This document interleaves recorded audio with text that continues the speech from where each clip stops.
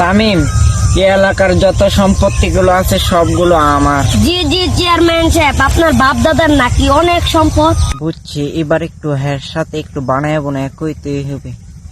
তামিম, আমার বাপ দাদার শুধু সম্পত্তি না, আমার বাবার অনেকগুলো গরু ছাগল ছিল, আর আমার দাদার এরকম একটা গোয়াল ঘর ছিল যা পৃথিবীর অর্ধেক। সুদের জায়গা জমির কথা কইছি দেখা হ্যাঁ বানায় হ্যাঁ দাদার পৃথিবীর অর্ধেক বলে গোয়াল ঘরে আসিল, আমারও তো একটা বানায় করতে হইব। এবার একটা বানায় কইলই। কিরে তামিম, মনে মনে বিড় বিড় করে কি কইতাছস? কিছু না চেয়ারম্যান সাহেব, কইতাছিলাম কি আমারও দাদার একটা বাসা ছিল, এই বাসা আকাশে মেঘ কাটুন গেছিল। কিরে, আমার হ্যার লগে আমি মিশা কথা কইছি আমার সম্মান বাড়ানির লেগে?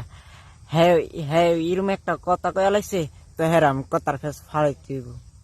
কিরে তামিম, তোর দাদা যদি এত বড় বাস থাকতি থাকতো তইলে তোর দাদা এত বড় বাস লাগতো কই? এর লেগে চেয়ারম্যান সাহেব আপনার দাদার গোয়াল ঘর।